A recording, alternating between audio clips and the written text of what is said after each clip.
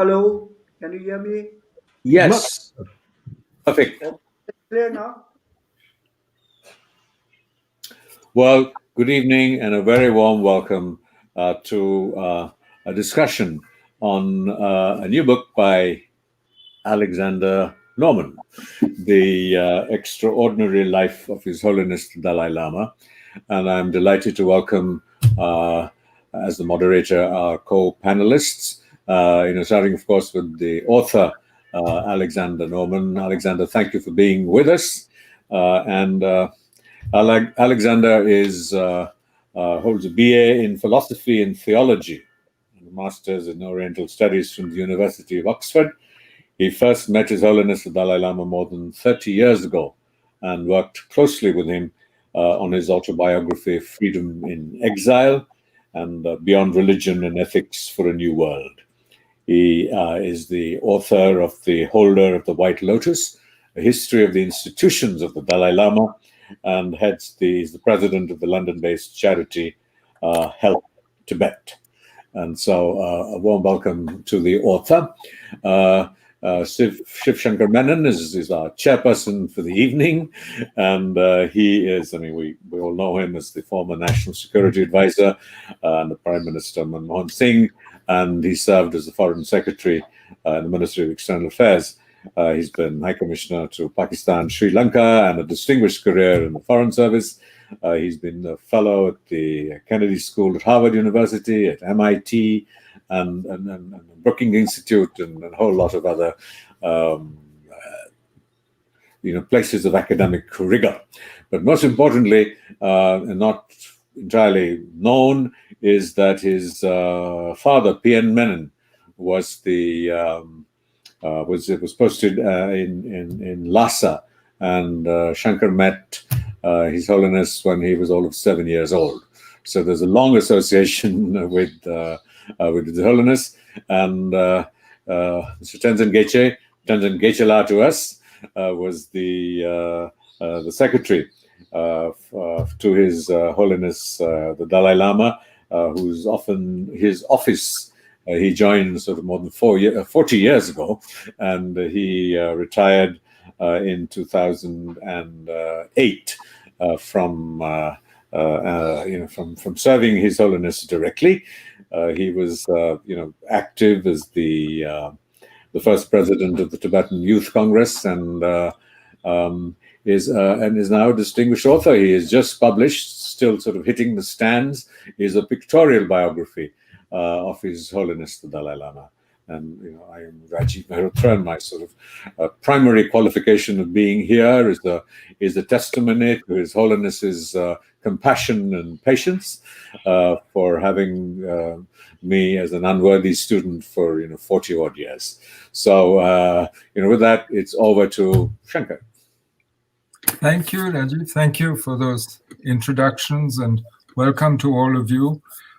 We are here to discuss a truly remarkable book about an extraordinary life by Alexander Norman. Rajiv just showed you the book. It's a remarkable book. Frankly, when I picked it up originally, I was wondering what more can there be to say about somebody who is such a well-known public figure and who has been such a big part of our lives for so long. And yet, it really is truly a wonderful book, a remarkable book, because it does several things. It brings a historian's eye to a life that is truly extraordinary.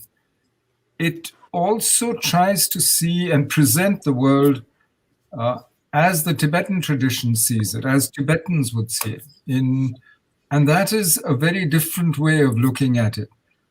It is a historian's delight because, frankly, it's based on very serious research. It weaves, Tibetan, Chinese, world, various aspects of Tibetan questions into it. So all in all, frankly, once I started, I couldn't put it down. It really is a remarkable book. So before we start talking about it, maybe I can ask the author, I can ask Alexander Norman to say a few words about the book and introduce it to the audience. Thank you, Mr. Menon. Well, I have to say that I'm extremely honored to be invited to this webinar. And I'm also rather nervous, I have to admit, because I feel that I know a lot less than most of the other participants in this panel.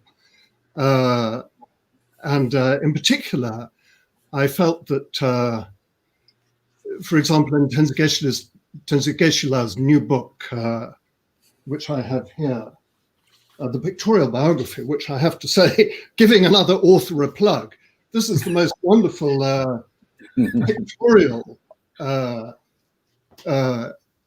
life of His Holiness. But one thing that I would say is that if there's a weakness in my book, it is the history of India in relation to Tibet. And I have to confess that I made an absolutely appalling scholarly mistake in the book. And I'm glad that Mr. Arpi isn't here to grill me on it, I have to say. Which was that I claimed that the Tibetan government in exile was reconstituted at Dzong in eastern Bhutan. This is actually an egregious mistake. It was indeed reconstituted at Dzong, but unknown to me, there are in fact two Dzongs less than 50 miles apart, and I got the wrong one. Anyway, so that's my confession here. But if I was to say a little bit about how I came to write the book, it was my enormous privilege to have met the Dalai Lama in Dharamshala back in 1988. I myself was not long retired from the army. I had a brief career as an army officer in the British Army.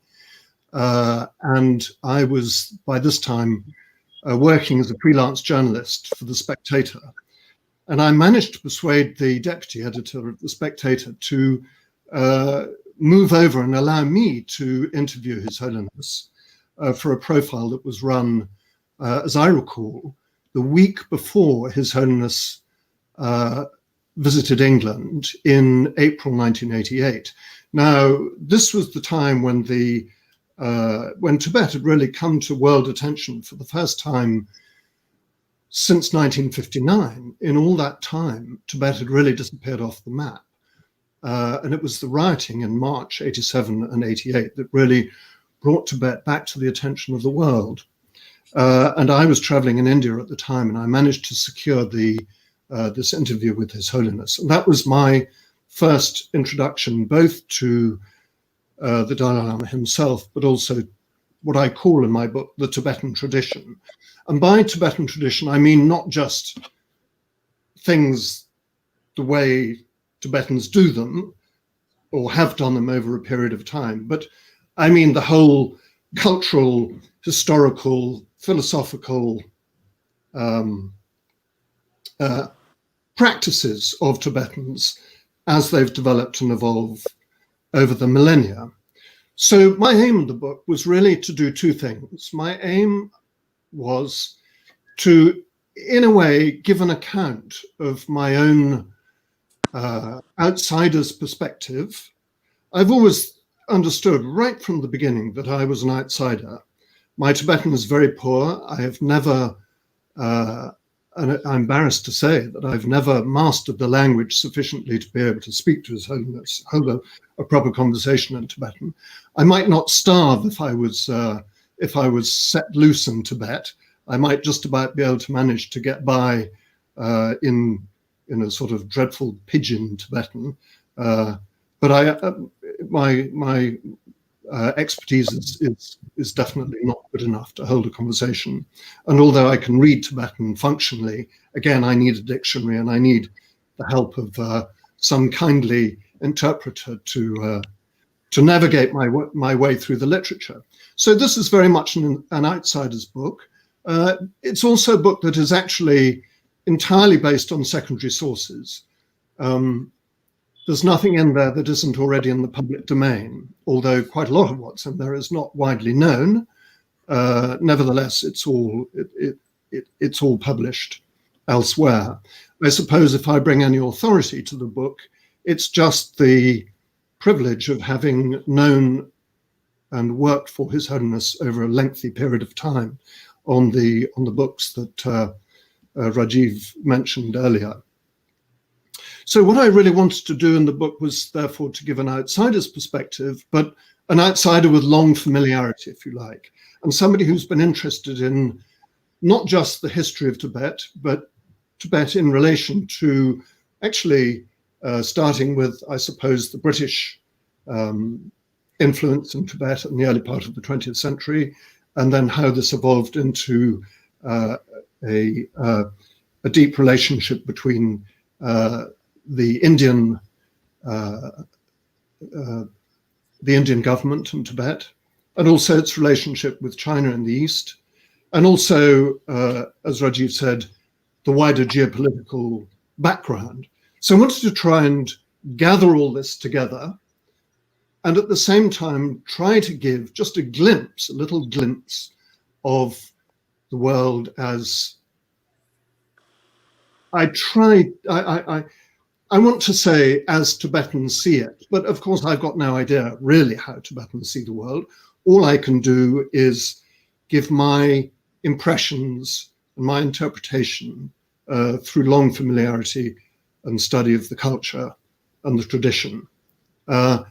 And as Rajiv mentioned, my formal training is as a philosopher and theologian, and my interest has been really in the metaphysics, if you like, of the Tibetan tradition in relation to the Western tradition.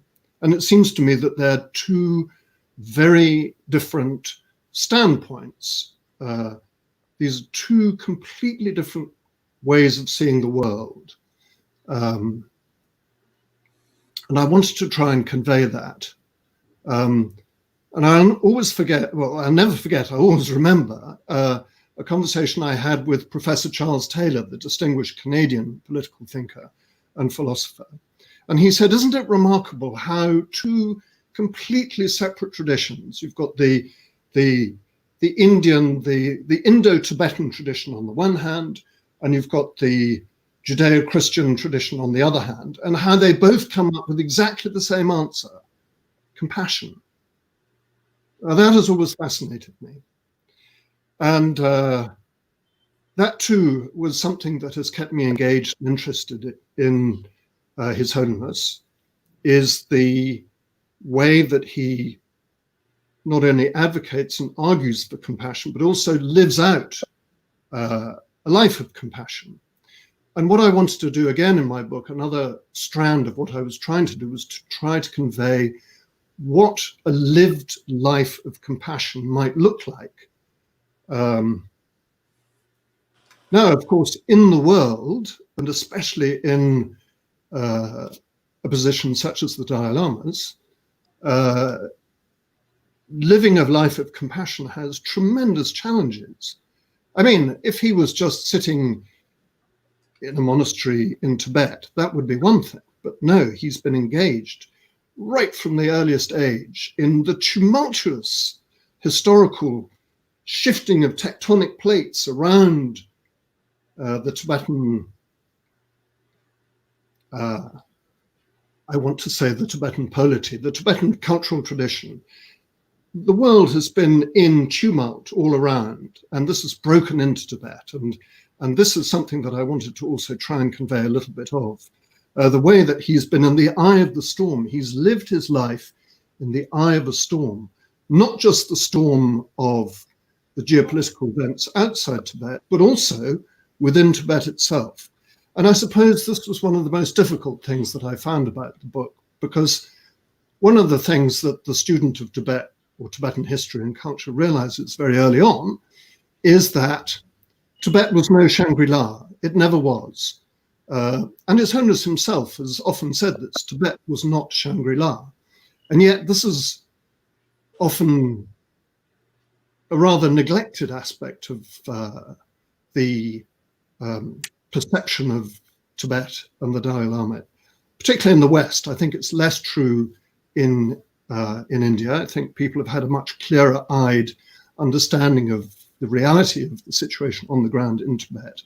in India, but certainly in the West, this is much less well known. And it was a difficulty for me, I have to confess, confronting what was often not merely tumultuous, but actually quite violent historical background. But nevertheless, what I was trying to do was I was trying to give a dispassionate picture of the history into which His Holiness, the historical context into which His Holiness was born, and through which he had to navigate. And in my view, once we admit the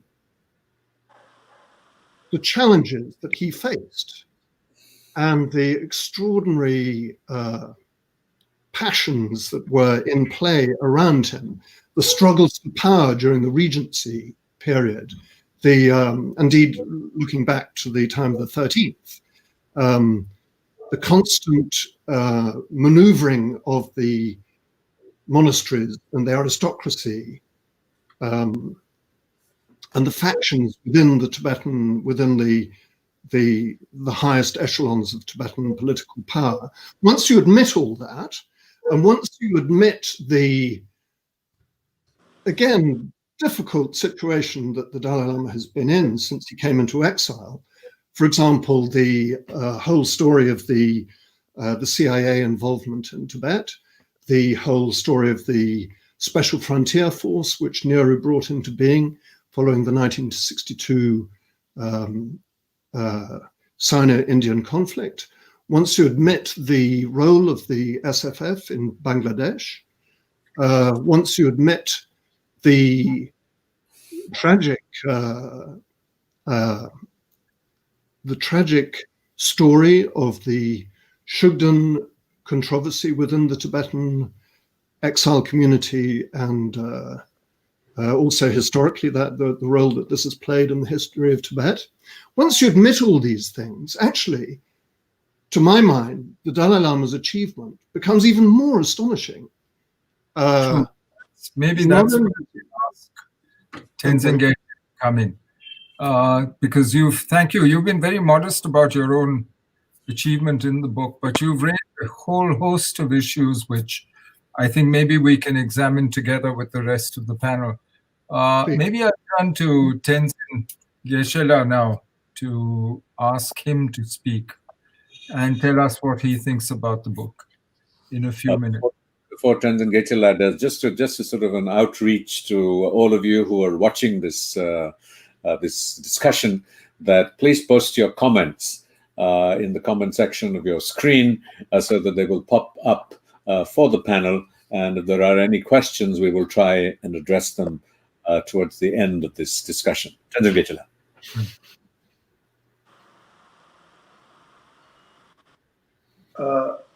Mr. Menon, I've heard so much about you. I'm honored to share this panel discussion through the internet. And Rajiv, thank you for inviting me, although I'm not sure whether I will do full justice. And Alex, good to see you. And when you explain about the book that you've now written, I have to admit I haven't read it, but to me it seems much more interesting, really, and explaining the difficult situation His Holiness was in much better than what I have been able to do in this pictorial autobiography of His Holiness that Rolly Books did with me. In some ways, we seem to be just on opposite sides. You mentioned that you were trying to write about all the things that His Holiness has been able to achieve from an outsider's point of view. I don't think I've succeeded, but well, to briefly explain, originally I tried not to get involved in writing this book, but then finally I relented And one of the reasons was that maybe, as someone who was able to be so close to His Holiness for so many years, that I might be able to explain some of His Holiness's achievements through my own personal experience of uh, having gone through all those activities of His Holiness in the 60s, 70s, 80s, 90s, till I retired in 2007. Anyway, I'm not I'm not sure whether I've succeeded, but in some ways I felt that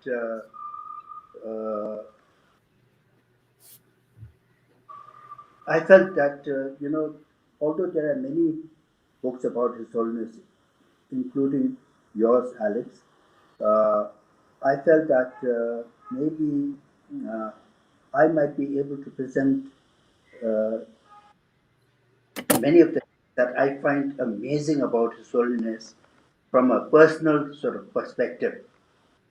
And so, uh, anyway, I hope that there would be certain things that I'll be able to uh, talk about His Holiness's amazing achievements that he may himself not be able to sort of take credit for. So that was my ultimately the main reasons why I finally sort of relented to work on the book.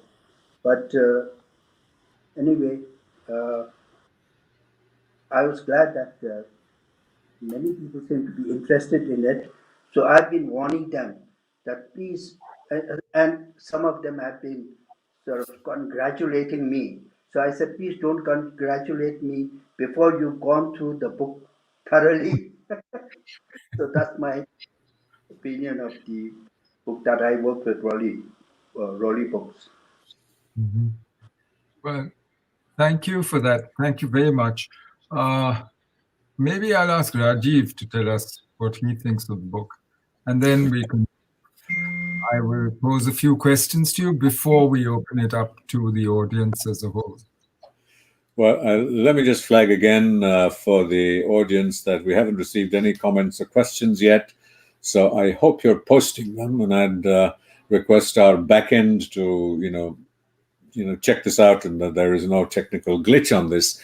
Well, I mean, I have to sort of be, I'm very grateful to Norman for this book. It's no easy task. There are sort of a zillion sort of matters of detail and fact that have to be, verified and cross-checked, and it really is an infinite challenge. And so, these sort of little things keep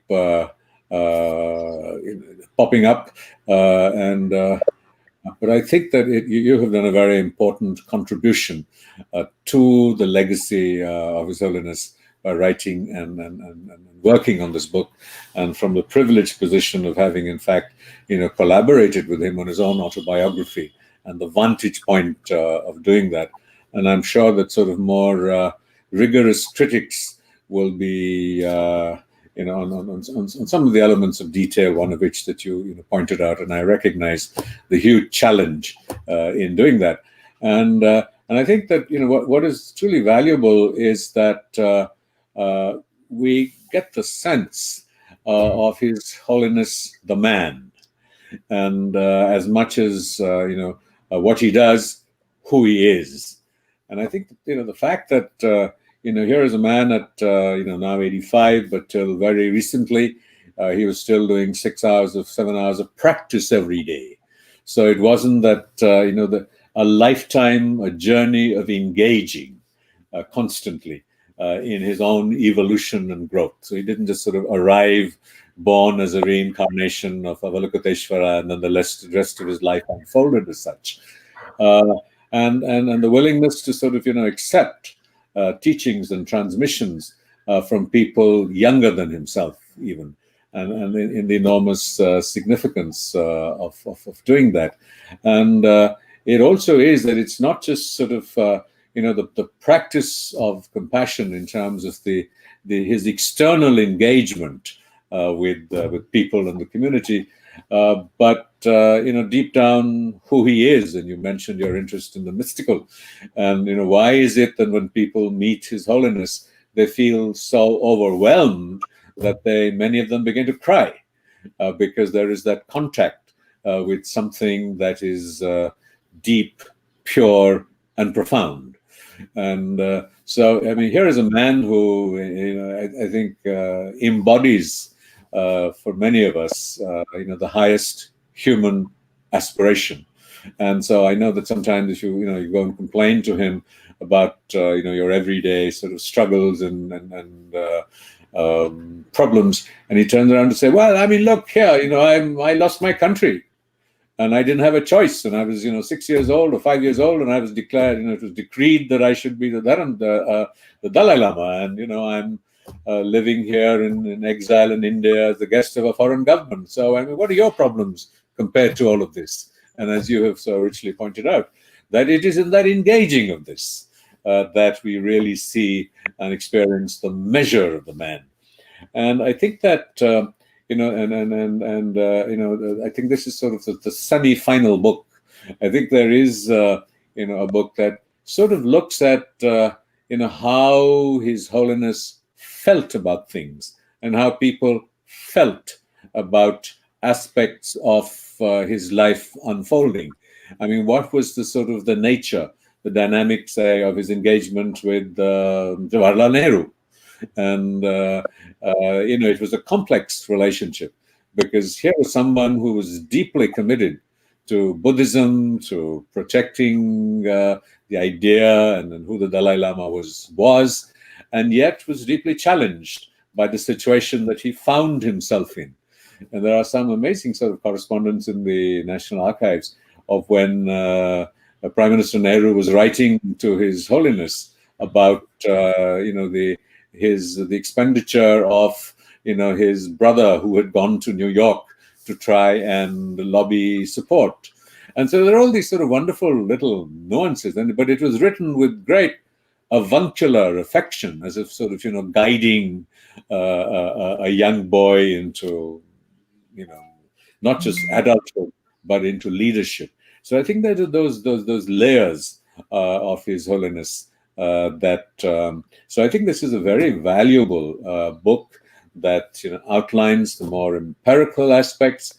It offers very decisive insights and pointers to the elements of his internal journey, his experience, and his sadhana, as it were, because here is a man who is continuing to engage in the practices of his tradition. And I was just thinking, one issue that I wanted to sort of flag, and particularly because Shankar is here, and that was your book mentions that when His Holiness was fleeing Tibet, he needn't really have worried, because Mao Zedong had already given word. I mean, sort of let him go, and it doesn't really matter too much to us. And if that be true, in what ways does that alter the familiar narrative that China was deeply distressed and distraught at what happened, and so 1962 happened because the Chinese were sort of deeply upset at what India did. So I mean, this is really a question for the chair. How do you think this would play out, if in fact it was true? I mean, I'm sure it is. You must have had some sources. Actually, it's something I was going to mention, because it seems to me it's a relatively late Chinese version. And it serves several Chinese purposes, which, of course, for somebody who was a diplomat for 42 years, makes you suspicious. Because the Chinese actually, it seems to me, once they were faced with the situation, initially they may have thought that the effects would be confined to Tibet, and they would manage to control it. But I think it became very clear within 6 months that this was actually a huge event. The Dalai Lama actually coming to India, living in India, choosing to live here. And you saw the international reaction. he had his friends like Khrushchev coming to Peking and telling Mao Zedong that, look what you've done. You need to make up and do something here. So I think, and you first start hearing this version that, oh, Mao said, let them go. And they knew where he was and they let him go. And they had a plane in the sky which saw him, etc. You first hear that only much later, several years later, at the height of the Mao Zedong cult, when there was no, and when Tibet was still a difficult issue within the leadership. But I don't know. There's no way that we will ever prove this. It's the same thing. You hear exactly the same story about Lin Piao, by the way, about Lin Piao's going to the Soviet Union, and that Mao Zedong decided to let him go. But then why did the plane crash? I mean, so there's much more to these stories, I think, than we will ever know. We will never know conclusively. And actually, I do try to leave it open. Yes, you have added a question mark at the end. It's conjecture. I wonder. I'm sure the Chinese could tell us. I'm sure the records exist. The trouble with the Chinese is that they use history as a political tool. Sure. So much more so than the rest of us, even. And they've done it for 4,000 years. So they're very good at fixing the record. That's also an old tradition, including castrating historians and so on. So it's a pretty serious business in China, if you think of Sima Qian, the first Chinese historian. So you need to be a little careful, I think, with the record as it is. I'm not even sure there would be a real record of this part. Well, it wouldn't come to the Politburo, it wouldn't come to Party Central. It's the kind of decision that Mao and the generals would make themselves. Yes. And at that time, Mao was very isolated in the structure and the party as such. And he was actually fighting for power and his own survival. And he relied on the PLA. And in fact, he needed the war more for that than for anything else. So I think it's a complicated question. But to come back to the book, I also wanted to, because I found the parts that what I really found attractive about the book was the fact that it describes His Holiness's sort of living practice of Tibetan Buddhism, compassion, of how he actually practices this in his day-to-day life. And in a very complicated geopolitical situation. But I find he's very hard on himself. Where he said several times in public, I think, that he tried very much to arrive at an understanding with the Chinese, but that he has failed so far. Yes. But think of all the things that he's achieved in the process. He's ensured that the Tibetans are not a lost people. This is not the Armenians or the Celts or, as you say in the book. He's kept the cause alive, the identity alive, the practice of Tibetan Buddhism alive. It's actually spread through the world today in a way that it never has before. And he's also managed, I think, actually, with some success, to bring at least Tibetan communities outside Tibet into the 21st century in their internal practice. What I would have liked maybe was a bit more in the book on how successful he's been in that attempt, how far Tibetan beliefs, attitudes, and so on have changed and evolved as a result, basically, of his pushing. It's not other people pushing.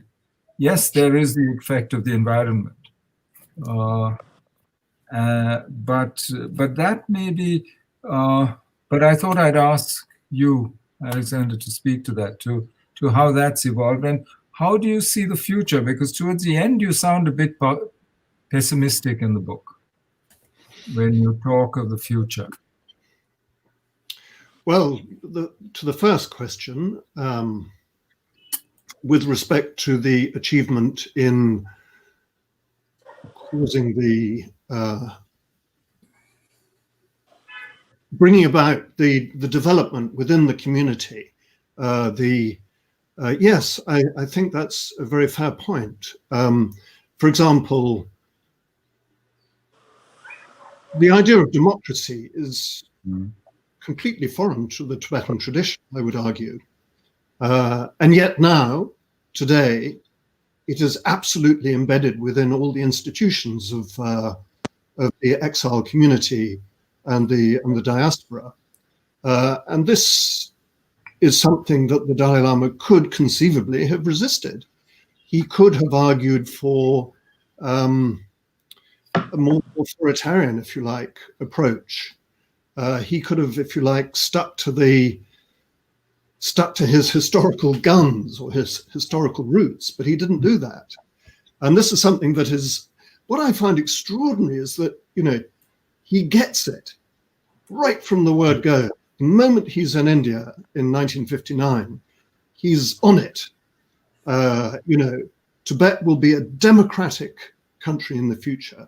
But he's probably thinking about it from the time he went to Beijing, saw Mao, 54, came here in 56. He's been thinking about how to change, how to bring Tibetans into the modern age.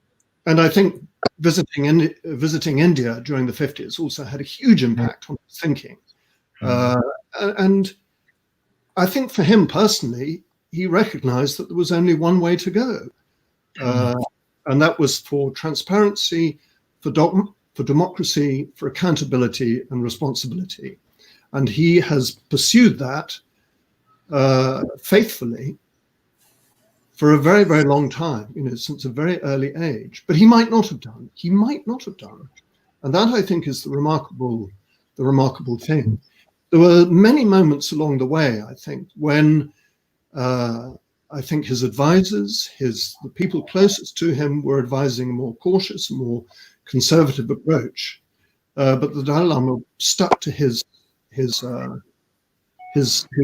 early commitment to democracy, transparency, and individual responsibility. And I find that, yes, an extraordinary achievement. And that probably makes the Chinese nervous. But anyway. I'm sure it does. But maybe I'll turn to Tenzin Geyche at this stage and ask him how he thinks this is evolving. I'm coming back to you, Norman, with that other second question about the future. Of course. Alex, I agree with you to a large extent. Yes, I've also always been amazed with the openness that His Holiness approached the whole Tibetan issue, and more amazed because His Holiness in Tibet, was held in the highest reverence, and he was like considered infallible by most Tibetans, and then he was brought up in a kind of a society that was really backward, conservative, and yet, as you rightly said, the moment His Holiness came into exile, His Holiness talked about introducing democracy in the Tibetan society in exile. And, this I think is one of the greatest gifts that His Holiness has given to the Tibetans. But besides that, even his approach, like to other religious traditions, even now I get amazed. I have not seen, and I try to keep myself aware of world affairs as much as possible, and I have not seen any religious leader who's held in such esteem as His Holiness, like by the Tibetans and by many other Buddhists, in such high reverence, and yet who's able to say that, you can't say my religion is best, and you must respect other religious traditions. And this kind of thinking, I think, is, doubly amazing for someone who's come out of this tradition in Tibet. And I'm not able to explain this properly, but you know, who was brought up in a society that was, I think, conservative thinking, backward, and yet in in the situation that the Tibetans were put into after 59, I think we couldn't have had a leader who is more open, more liberal, more forward thinking than His Holiness. So Tibetans are very fortunate that way. And then, as as Norman explained, I'm also amazed with this the actual practice of His Holiness. For example, like in promoting compassion. Many years later, when I saw that in the first press international press conference that Solomon had in Masudi, he mentioned that he had no hatred against the Chinese people. And really, I think that itself is amazing because he had lived under his Chinese leadership in Tibet for 8, 9 years, very difficult period. And then after he came back, after he came into exile in India, we were getting all this terrible, sad news from Tibet of all the people who were being killed and you know monasteries being destroyed. Yet, right in the beginning of his exile in India, he was able to say that we have no hatred against the Chinese people. And then His Holiness, throughout his life in exile, put that into practice, I think, very effectively, because I think a very clear proof is that most Tibetans have not indulged in acts of violence in protesting against the Chinese. For example, I feel like from 2008 onwards, when we had these Tibetans emulating, I think that was a sign that they were trying to uh, protest through non-violence or not at least uh, uh, harming the Chinese, physically, but protesting the kind of difficult situation they are in. So all these things, I think, really has been a tremendous, I think, great leadership that His Holiness provided for the Tibetan people. And I think, like the book that Norman, you have written, others have written, I think will, in different ways explain what His Holiness has uh, really been trying to do and how people have benefited from his thinking, from his practice of his own traditions. And I think for the Tibetans, because of that and because of through those actions that His Holiness has been able to gain this tremendous international stature, you know, politically, spiritually, I think Tibetans have benefited immensely. I just want to add that Yes, I Rajiv. think I just want a quick word. I'm going to say that His Holiness's stature, goes far beyond being the leader of the Tibetan people today. Right. He is the preeminent sort of statesman for our troubled times across the political spectrum, national boundaries, and perhaps even with the people within Tibet. So, I mean, in everything that Tenzin Geyche said, and the fact that he has embraced modern science, the vocabulary of modern science, so that the philosophy he embodies and represents is made accessible to the larger global community, and his tremendous thrust in recent times on what he calls secular values or social, ethical, emotional learning, where you provide the framework to use the methods of India's civilizational heritage via the Nalanda tradition into Tibet in order to nurture values and to train the mind.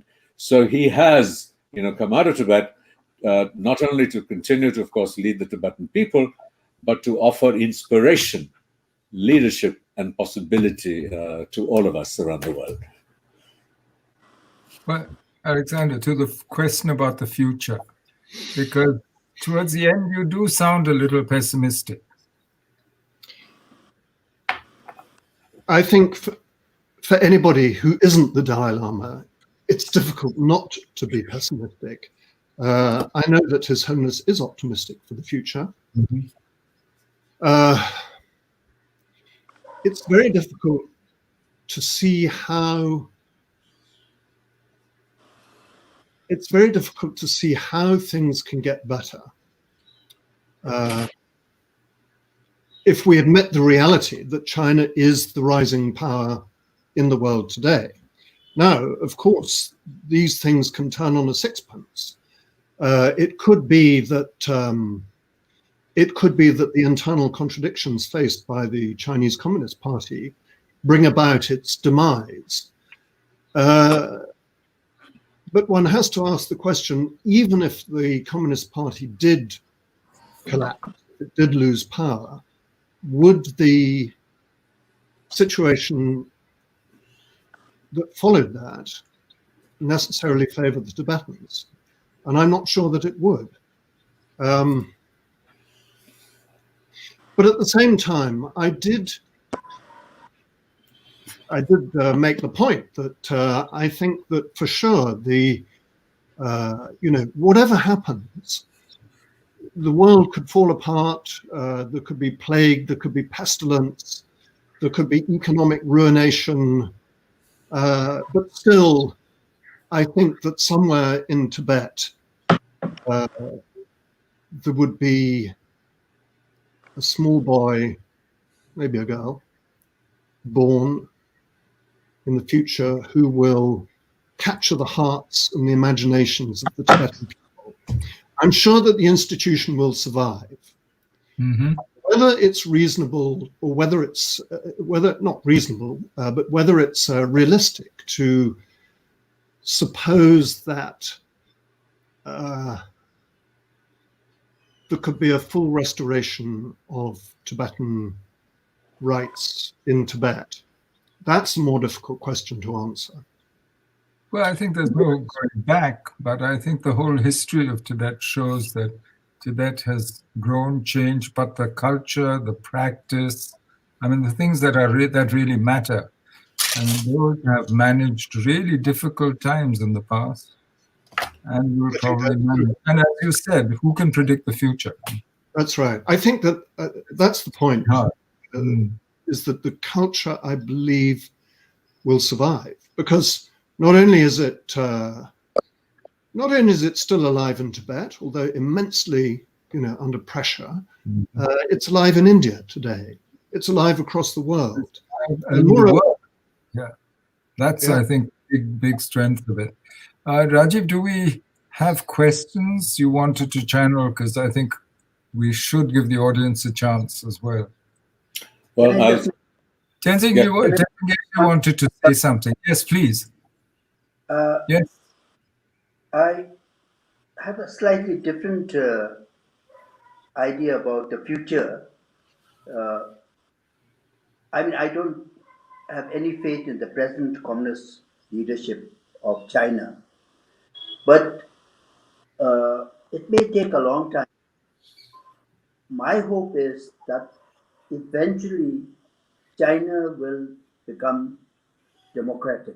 And if it becomes a true democracy in the future, then I think the Tibetan situation will change, and I think it will change for the good. That is what I'm actually hoping for. And I recently, at an event that the Tibetan Youth Congress invited me to, I mentioned this. I said, to me at least, the best chance for Tibet seems to be a change for democracy in China, So I said, as a people who are deeply rooted in religious practices, I half jokingly suggested that they should hold prayers for democracy to come into China as soon as possible. Very good. Actually, it's quite remarkable. 25 years ago, none of us would have predicted the resurgence of religion in China. That's true. In a one-party state where the party is actually tightening control. So, I mean, I think there are reasons to hope as well for the future.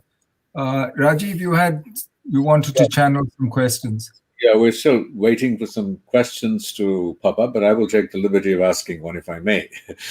And I think that is that, well, of course, we're looking at the issue of Tibet and the survival of Tibet's heritage, and it's inextricably linked with His Holiness the Dalai Lama. But there is also not just the future of the institution, but the future of the Dalai Lama, Tenzin Gyatso, the monk.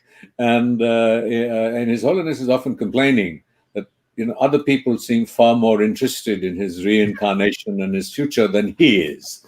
But it's also, I think, very important, that he has made a number of very important suggestions, indications, and predictions for himself, that he will live to be 113, which gives him another that many years. He has said that he, Tenzin Gyatso, the Buddhist monk, will reincarnate in a manner and form, whether it is the Dalai Lama or not, depends on whether it is useful. But he will reincarnate, whatever he is in that context. It could be as a woman. He has left open the possibility that as the Buddhist Sangha in the Buddha's time, that his successor could be elected. He has left, I think, very consciously, the field wide open as to the form, manner, whether there will be a Dalai Lama, whether there will not be, and only clarifying a few things, that if there is another Dalai Lama, it's not going to be in China. So that might put to rest our dreams of this boy or young girl in China, in Tibet, and it depends if it is still China. So I think that that's a very important sense of His Holiness is both his deep commitment to tradition and his pragmatism in the very unfolding and the future of the institution of the Dalai Lama. And one of the things that I keep that I always learn from him when you suggest or raise anything is, will it be useful? What will be most useful? And so what he's really saying is that it all depends, as if and when what will be most useful. And I think that is something, those of us who might still be around, once he's crossed 113, we'll be waiting to watch. So, the question that really have come up is more hagiographic, talking about from Maling Gombu, Mr. Pawar, Swami Tandon, Mr. Panchapakeshan, Dobum Rinpoche, all really talking about someone quoting a wonderful woman who passed away, who His Holiness, would often refer to as Mataji, as Kapilaji, Kapilavatsyan, describing he was the only truly genuine human being alive. And and so I think there is something about this aspect of, him embodying, the aspirations of the species. So that's the general flow of questions, but I'll leave it to Shankar and Alexander and Tenzin Gyatso to take this further. Well, we have just a few minutes left, so maybe I'll give each of you 2 or 3 minutes to say whatever you want to at the end of this discussion before we wrap it up. I'll start with you, Alexander, then come to you, Tenzin Gyatso, and finally Rajiv. Well, I would only say very few brief words. Firstly, to thank you very much for inviting me to this webinar. I suppose I've got a slightly complicated observation to make, which is that I sure wouldn't like to have to be the 15th Dalai Lama. I think the 15th Dalai Lama is going to have a very, very difficult task, a very large pair of shoes to fill. But I think the tradition shows us that,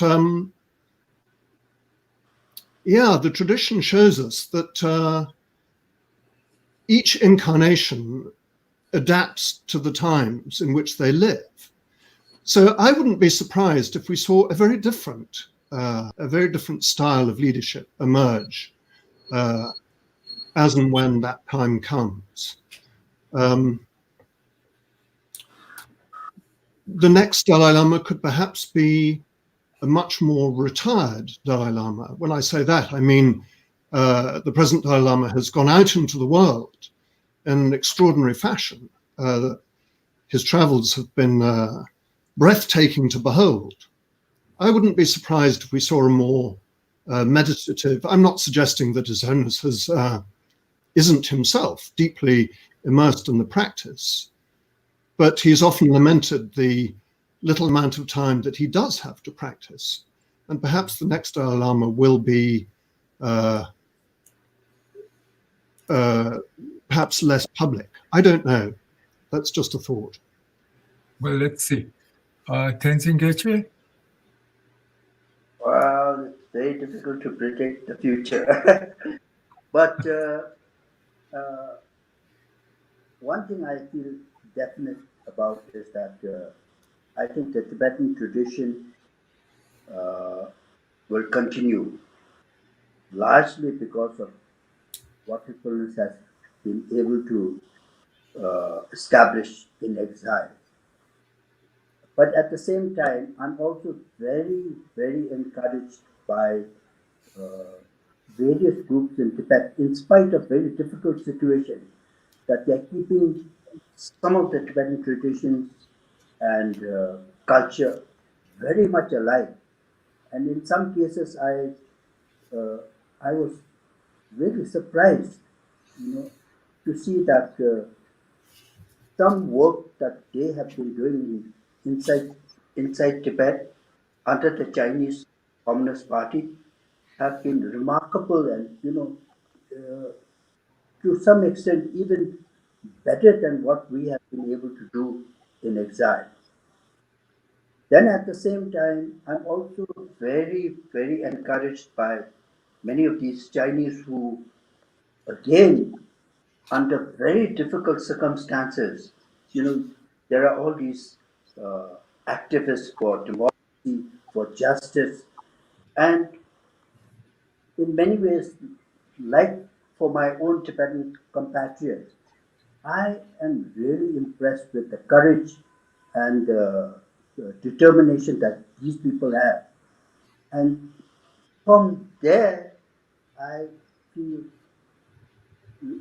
sort of encouraged and feel confident that in the future, it may take a long time or it may not, that democracy and freedom will definitely come into China. And then there will be a major change for the better for the Tibetans.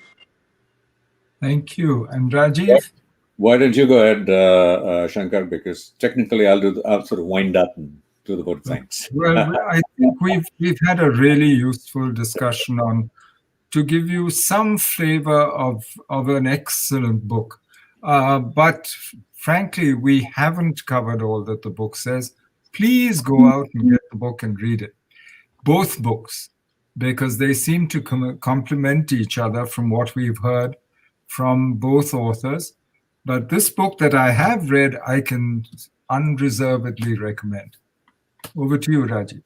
Thank you very much. Well, thank you very much to the entire panel. I think sort of the great learning from the panel is from His Holiness, is that when we look at the future, I think what Holiness has taught us is the juxtaposition of ancient tradition, able to be open and to respond to unfolding vocabularies, cultures, situations. And I think that will be the great legacy of the 14th Dalai Lama, one that isn't going to be written, as His Holiness has assured us, for 25, 30 years, and so we shouldn't be in too much of a hurry to define and articulate the future. It's some time away, and a great deal may happen between now and then. And so thank you very much to the panel. We look forward. Thank you, Norman, for a very important book. And I guess several more will be written in the 25 years at least that His Holiness is going to be around. And Tenzin Geyche, we look forward to welcoming you to a discussion in the coming weeks and months on your book. And thank you very much to the India International Center and to the several, almost several hundred people who have tuned in to watch this program, and in the best, sort of most familiar, warm, affectionate traditions of Tibet. Tashidele. Tashidele. Thank you. Thank you. Thank you very much. We started calling him the Great 14th. Agreed.